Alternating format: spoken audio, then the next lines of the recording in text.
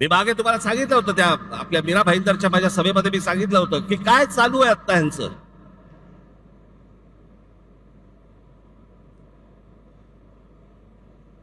ठाणे जिल्हा हातामध्ये आल्याशिवाय मुंबईला हात घालता येणार नाही, म्हणून तिकडनं सगळी सुरुवात चालू आहे. ती पालघर पासून सगळी सुरू आहे.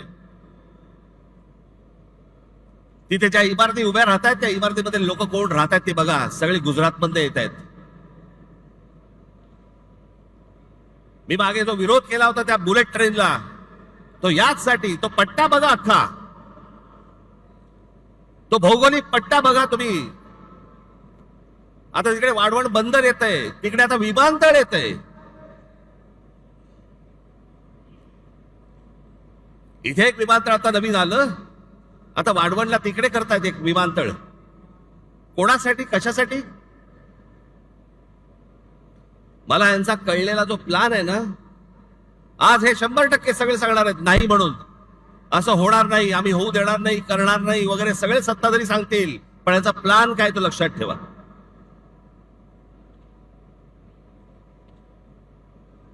आता जे नवीन विमानतळ केलंय, हे आत्ता आपलं जे सांताक्रूजचं विमानतळ आहे, छत्रपती शिवाजी महाराज विमानतळ, अंधेरी सांताक्रूजचं, इकडनं आता ते आहे अडाणीच्या हातात. इकडनं सगळी ऑपरेशन्स आता हळूहळू हळूहळू कमी करणार आणि सगळी तिकडे नेणार नवी मुंबईला. इकडचा सगळा कार्गो काढणार आणि तो वाढवणला नेणार. आणि मग ती संपूर्ण जमीन अख्खी एकदा काहीतरी गुगल मॅपवर जाऊन बघा केवढी आहे ती, आणि मग ती अदानीच्या घशात घालणार.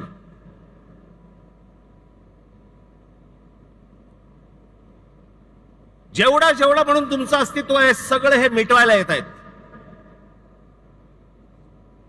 भारतीय जनता पक्षाला जे मतदान करणारे जे लोक आहेत ना, मराठी सगळे लोक, मला त्यांनाही सांगायचं आहे,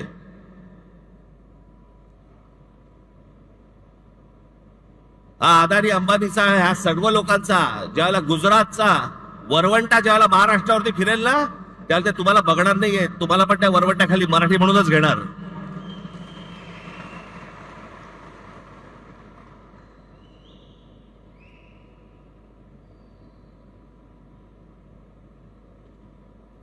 सगळ्या गोष्टींमध्ये अदानी. शस्त्र बनवायचे आहेत अदानी, वीज बनवायची आहे अदानी, टनेल बनवायचंय अदानी, रस्ता बनवायचा आहे अदानी, सगळं अदानी. आता तिकडे ठाण्यामधली एक जागा आहे, हे संपूर्ण हे तुमचं संजय गांधी राष्ट्रीय उद्यान, नॅशनल पार्क, या नॅशनल पार्क मधली एक जागा बघितली. तिकडे आता जंगल तोडणार आतलं. हा सगळा भाग येतो तो ठाणे जिल्ह्यामध्ये येतो आणि तिकडे अदानीला पॉवर प्रोजेक्ट काढायचंय. त्याच्यामुळे तिकडचे सगळे आता आदिवासी सगळे जे लोक आहेत त्यांना हटवणार, तिकडे जंगल तोड करणार आणि पॉवर प्रोजेक्ट टाकणार.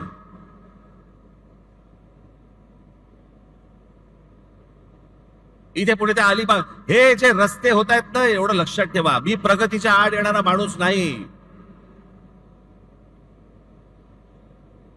पण मुंबईमध्ये, ठाण्यामध्ये, महाराष्ट्रामध्ये होणारी प्रगती ही जर मराठी माणसाच्या थडग्यावरती होणार असेल, मी खपवून घेणार नाही.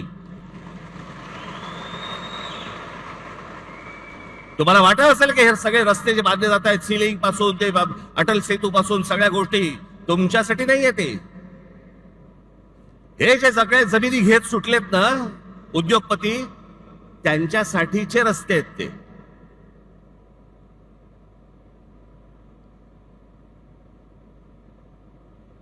सगळ्या गोष्टींमध्ये हात घाला. नजर पडेल ते पाहिजे मला. जिथे नजर पडेल हे मला पाहिजे, हे मला पाहिजे, हे मला पाहिजे. आणि आमच्याकडे कुंपणच शेत खात आहे. आमचीच मराठी माणसं यांना जमिनी मिळवून देत आहेत.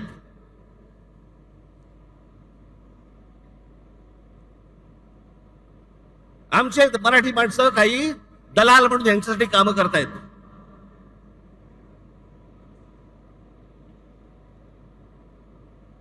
केंद्र तर आहेच हातामध्ये, राज्य तर आहेच हातामध्ये. उद्या जिल्हा परिषदा आणि महानगरपालिका जर समजा हातामध्ये आल्या, रानच मोकळं.